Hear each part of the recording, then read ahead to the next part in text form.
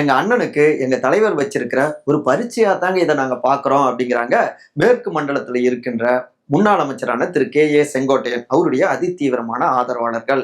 எதை சொல்றாங்கன்னா, டிசம்பர் 18ஆம் தேதி ஈரோட்ல நடக்கின்ற தாவேக்காவுடைய மீட்டிங்க திரு விஜய் வைத்திருக்கிற எக்ஸாம்னு சொல்றாங்க. என்னங்க அப்படின்னு விசாரிச்சு பார்த்தோம்னா, தாவேக்காவுக்கு இளைய சமூகத்துக்கிட்ட நல்ல ஆதரவு இருக்கு. இன்னொரு பக்கம் குடும்பங்கள்ல பெண்கள்கிட்டயும் நிறைய ஆதரவு இருக்கு.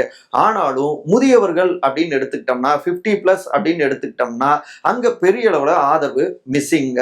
அவங்களையும் கவர் பண்ணணும். அதுதான் முதன்மையான டாஸ்க். அதில் ஒன்றாகத்தான் எம்ஜிஆர் அவர்களையும் கையில் எடுத்திருக்காங்க. இப்ப எம்ஜிஆர் அவர்களோடவே தன்னுடைய அரசியல் பயணத்தை தொடங்கி அதுக்கப்புறம் ஜெயலலிதா அம்மாவுக்கு ஒரு முக்கிய தளபதியாக இருந்து இன்னைக்கு அண்ணன் விஜய் அவரோட எங்களுடைய அண்ணன் இணைஞ்சிருக்காரு.